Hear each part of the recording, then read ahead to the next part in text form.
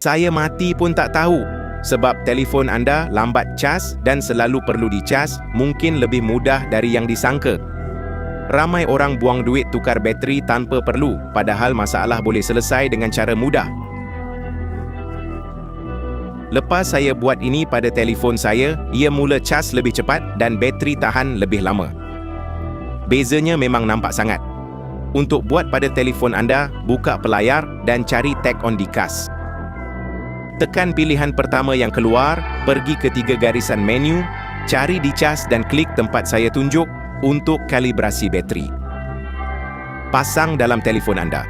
Bila dah ada, pilih pilihan 100% dan tandakan masalah bateri anda. Saya punya cepat habis, lambat cas dan panas sangat. Penting anda tandakan di peringkat ini.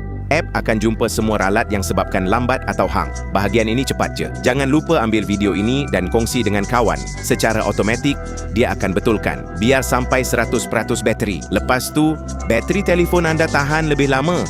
Saya punya sampai 4 hari. Nampak tak? Simpan video ini dan kongsi sebelum hilang.